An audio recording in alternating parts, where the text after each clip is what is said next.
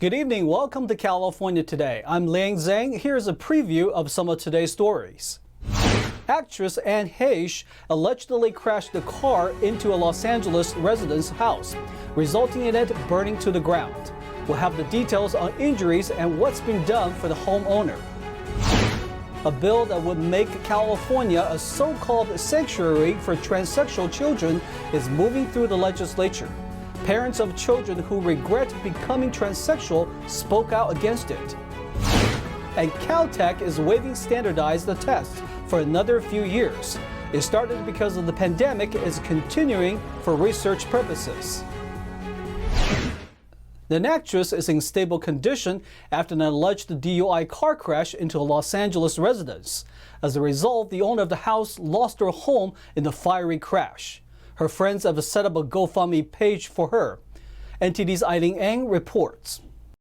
Police are investigating actress Anne Heche for a DUI hit and run after crashing her vehicle into a Mar Vista home on Friday. According to media reports, Heche was hospitalized with burn injuries after her car caught fire following the accident. Further details on her condition and prognosis were not available. According to the Los Angeles Fire Department, it took 59 firefighters 65 minutes to fully extinguish the flames on the 738-square-foot two-story home. The owner of the house is Lynn Mitchell. Her friends and neighbors have started a GoFundMe page to help her. According to the page, she lives with her 2 dogs and narrowly escaped physical harm. Her home was completely burned, and she lost her entire lifetime of possessions, mementos, and all equipment for her business. She was only able to retrieve a few damaged sentimental belongings from the wreckage with firefighters' help. Surveillance footage caught a blue BMW Mini Countryman speeding past houses before the crash. A bill that would make California a sanctuary state for transgender youth continues through legislature. Parents of children who regret their decisions to become transgender spoke against it. A controversial bill in California aimed at transgender youth continues to make its way through legislature. The bill would make California a sanctuary state for transgender youth and their parents fleeing other states. Democratic Senator Scott Wiener authored Senate Bill 107. SB 107 is our trans state of refuge bill, which will ensure that trans kids and their families, if they do not feel safe in their state because of criminalization of the families of trans children, they can come to California and Parents of children who previously identified as transgender but later renounced the ideology spoke in opposition. Our duty has met with most of your offices to express that parents are against SB 107, regardless of party affiliation. SB 107 is unconstitutional under the full faith and credit clause, as pointed out by your own analysis. It violates parental rights under the Constitution. Greg Burt from the California Family Council read the witness testimony of a San Francisco mother whose daughter is detransitioning. I'm a former Democrat who left the Democratic Party because of gender ideology. I'm a parent of a teenage detransitioner. At the insistence of the medical community, we regrettably placed our 12-year-old gender-confused daughter on puberty blockers. We were not told of long-term effects. Medical providers used the threat of suicide to pressure us to accept our daughter as our son. Meanwhile, other parents of children with gender dysphoria have told the Epoch Times CPS has investigated them for opposing transgender ideology or refusing to use transgender pronouns. Senate Bill 107 passed the Assembly Appropriations Committee on August 3rd with an 11-4 vote along party lines. The bill was read a second time the following day and ordered a third reading. A new homeless housing ballot will be up for vote in Los Angeles, but that's a year and a half from now. It would require hotels to house homeless individuals. Angelinos will ultimately decide. A new ballot measure will be up for Angelinos to vote on, that is, whether or not to house homeless people in hotels. City of Angels voters will be able to decide in March 2024. The City Council voted unanimously to pass the measure on August 5th after receiving more than 126,000 signatures in support. If the measure is approved by voters, the city's housing department would pay hotels a fair market rate to lodge each homeless person. It would require hotels to report the number of vacant rooms to the city and prohibit them from refusing lodging to homeless people seeking housing through the program. Maria Hernandez, Communications Director of Unite Here Local 11, thinks the measure is a common sense issue. She said, quote, "If you have less luxury hotel development, you have more housing." Hotel owners opposing the measure argue that the proposal would scare away both staff and visitors.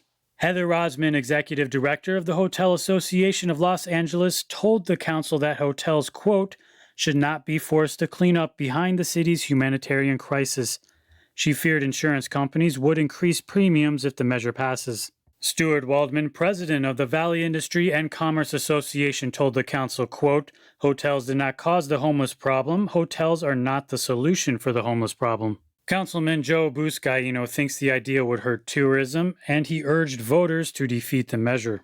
In addition to adopting the ordinance as written, the council could have called a special election later this year that would have cost approximately $12 million. The California Technology Institute announced that the school would not require first-year applicants to submit their SAT and ACT scores through 2025. This comes after its peer school announced it will bring consideration of the tests back. California Technology Institute, or CalTech, announced last month that the school will not consider SAT or ACT examination scores in their admissions evaluation process through 2025. In June 2020, CalTech enacted a 2-year moratorium on both the requirements in response to COVID lockdowns. School officials said the decision to extend the moratorium was supported by internal analysis. The extension will help faculty members collect more data and study the relationship between academic performance and standardized test scores.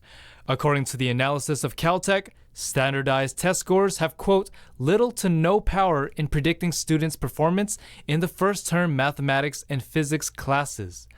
But CalTech's peer school, MIT, announced that it will reinstate the SAT and ACT requirements for future admissions. Their research found that, quote, standardized tests help better assess the academic preparedness of their applicants and also help identify socioeconomically disadvantaged students.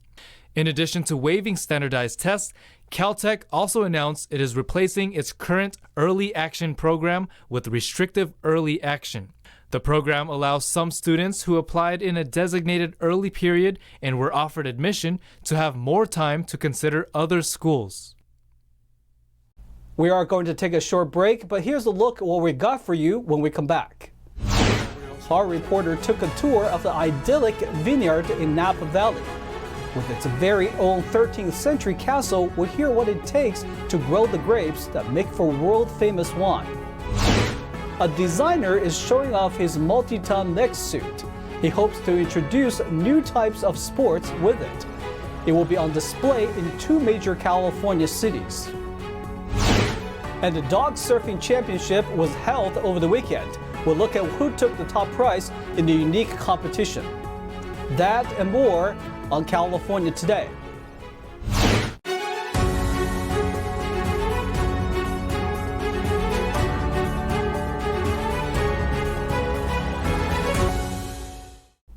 Grapes are ripe and in season in Northern California. NTD's Eileen Eng visited a unique vineyard that has a flair for tradition in the Napa Valley to learn how they make wine. Castello di Amorosa in Napa Valley's Calistoga is welcoming another year of veraison. That's the viticulture word to describe the transition from berry growth to berry ripening.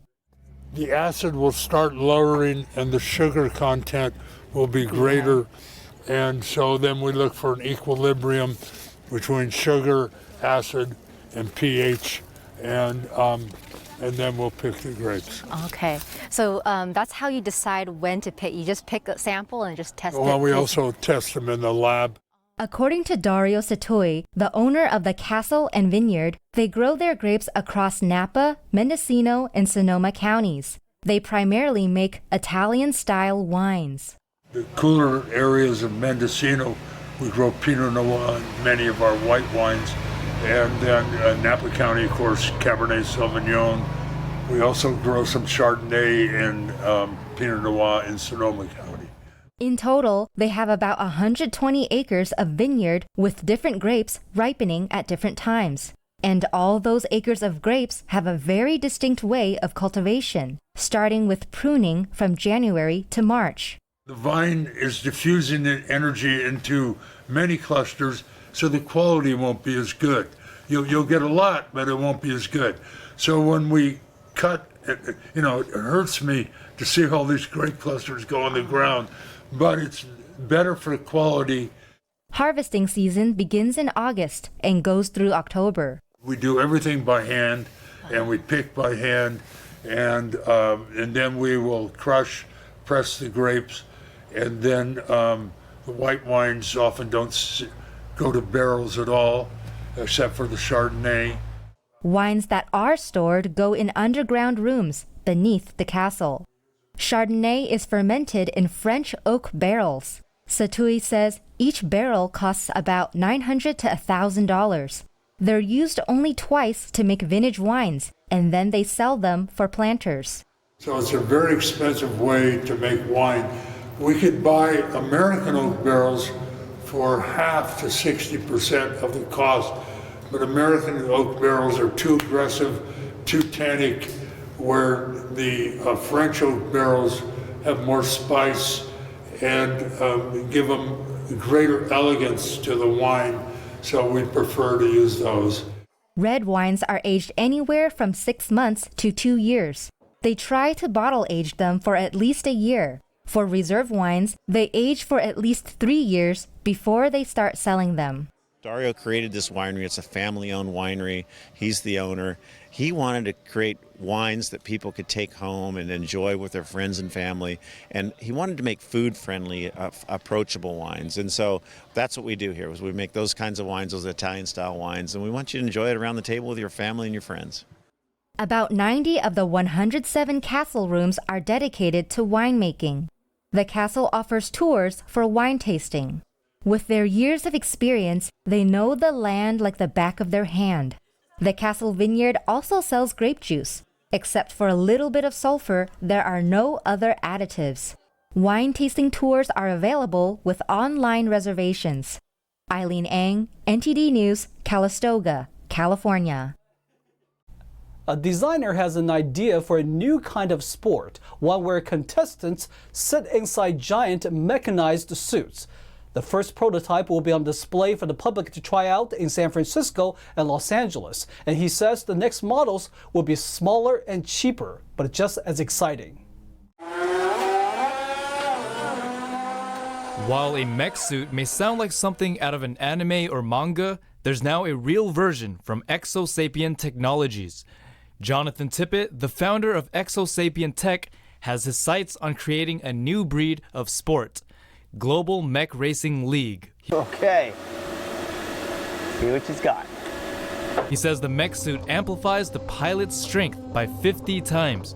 The idea is to have 5 or 6 pro athletes operating mech suits, going shoulder to shoulder on huge, complex race courses with obstacles, pushing things out of the way, and solving giant physical puzzles.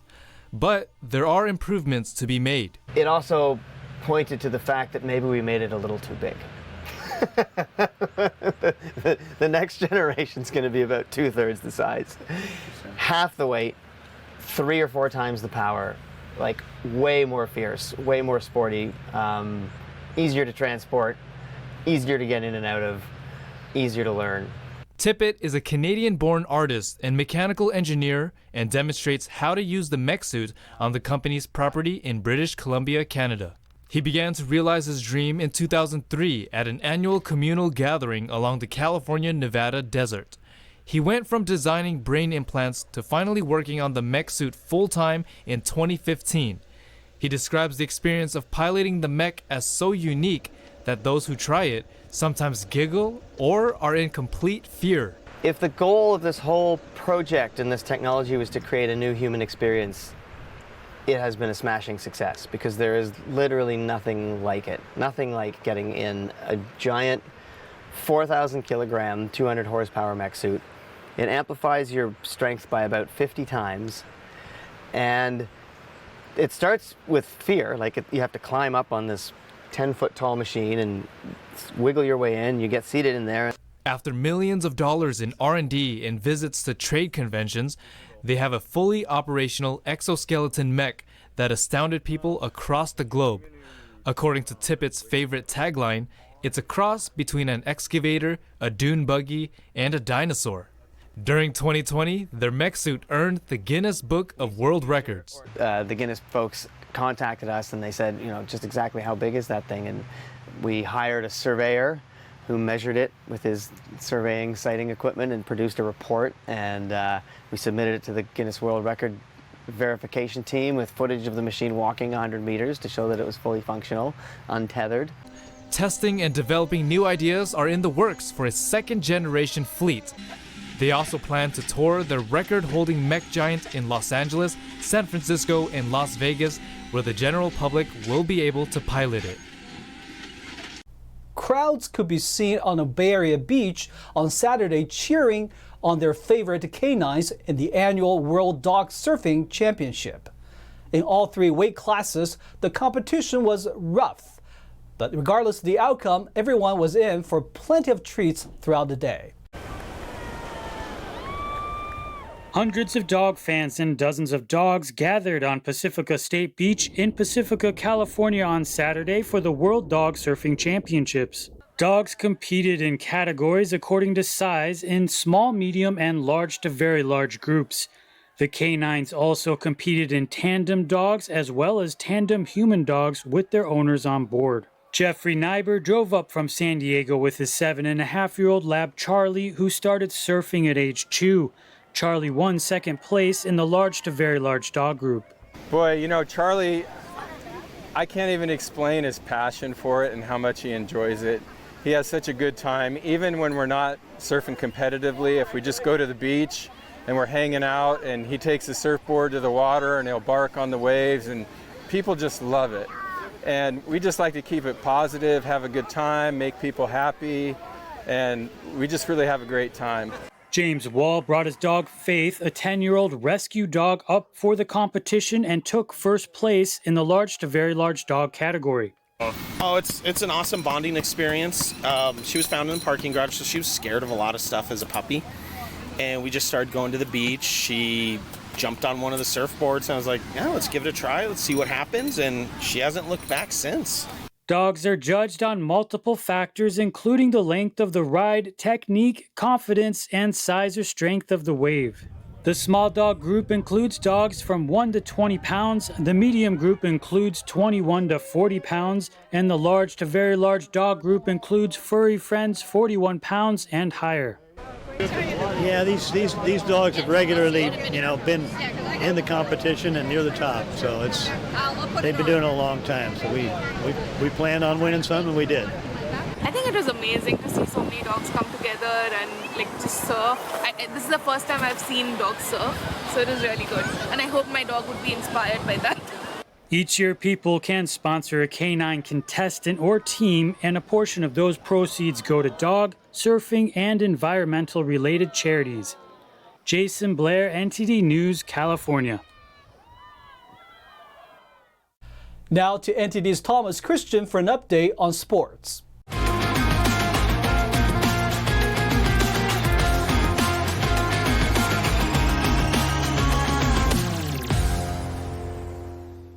I'm Thomas Christian, giving you the California Today Sports Roundup. Daria Kasatkina beat American Shelby Rogers 6-1-6-2 to lift the Silicon Valley Classic title on Sunday, the victory helping the Russian climb to a career-high 9th in the women's tennis world rankings. Kasatkina, who was forced to miss Wimbledon due to a ban on Russian players, had also reached the final of the event in San Jose, California last year, only to fall to Danielle Collins in the final match. Rogers won the initial tiebreaker during a 78-minute opening set, but her energy and game seemed to dip as Roland Garros semifinalist Kasatkina roared back to dominate with her stellar defense from behind the baseline and mixed bag of shots. Kasatkina, who was last in the top 10 in 2019, next heads to Toronto for the National Bank Open to continue her preparations for the US Open. The San Diego Padres are in need of some reinforcements as they look towards the MLB postseason in 2022. And after getting swept by the first-place Dodgers in a 3-game series, they sure do need it. But look no further than Fernando Tatis Jr., a 23-year-old slugger and shortstop who has not played for San Diego all season after needing off-season surgery in 2021. After spending some time on the 60-day injury list and in the Padres' AA minor league San Antonio side, he could rejoin the Major League squad as soon as next week. Tatis Jr. played in a live game Saturday in AA San Antonio, going 0 for 2, but grabbing 2 walks in the outing. As long as his body holds up over the next few days, Tatis Jr. should be able to rejoin the lineup along the team's publicly stated timeline. In 130 games last season, Tatis Jr. totaled 42 home runs and recorded a slugging percentage of .611 while batting .282. Cody Bellinger hit a pair of home runs and Tyler Anderson went 7 scoreless innings as the Los Angeles Dodgers made a statement with the 4-0 victory over the visiting San Diego Padres on Sunday while finishing off a 3-game series sweep of the NL West rival. Bellinger had 3 hits and Freddie Freeman drove in 2 runs as the Dodgers continued their dominance over the Padres, who added Juan Soto, Josh Bell, Brandon Drury, and Josh Hader at Tuesday's trade deadline. The Dodgers have won 8 of their 10 matchups against the team this season. The Dodgers have also increased their winning streak to 8 games. Los Angeles is now 30-5 since June 29th, firmly in first place with a record of 75-33. For the Padres, this series was a disaster. The 3-game series represented an opportunity to get 6 games closer to the Dodgers in the standings, with each Padres win also counting for a Dodger loss in a competitive NL West. After the sweep, the Padres can all but abandon hope of winning their division and will now have to gear up for an intense wildcard round with the MLB postseason fast approaching. The second-place Padres dropped to 15.5 games behind the Dodgers, although they remain in line for a wildcard spot in the National League. Yu Darvish gave up 2 runs over 6 innings for San Diego while pitching against his former team. Juan Soto, the Padres' prized acquisition of the trade deadline, went 0 for 2 with 2 walks and was 2 for 8 in the series with 3 walks. Dodgers 4, Padres 0. Left-hander Tucker Davidson making his Angels debut after being acquired from Atlanta at the trade deadline as part of the deal for closer Raisel Iglesias, gave up all 6 Seattle runs on 6 hits in 4+ innings. He walked 5 Mariners and recorded just 1 strikeout, on top of allowing a grand slam to Seattle's Jesse Winker. Mariners 6, Angels 3. Mike Yastrzemski bombed 2 home runs, right-hander Logan Webb pitched 7 strong innings, and visiting San Francisco completed a 2-game interleague sweep of rival Oakland. They've won the series 4-2 in 2021, and now in 2022, they take it again 3-1. The Giants recorded back-to-back series victories in the Bay Bridge Series showdown for the first time since the franchises started meeting annually in the regular season in 1997. Giants 6, A's 4. That's all for California sports. Back to you. That's all for tonight. You can join us again on California Today every weekday at 8:30 p.m. If you have any news, tips, or ideas for our show, or you just want to let us know how we're doing, our email is california.today@ntd.com. I'm Liang Zhang. Have a wonderful evening.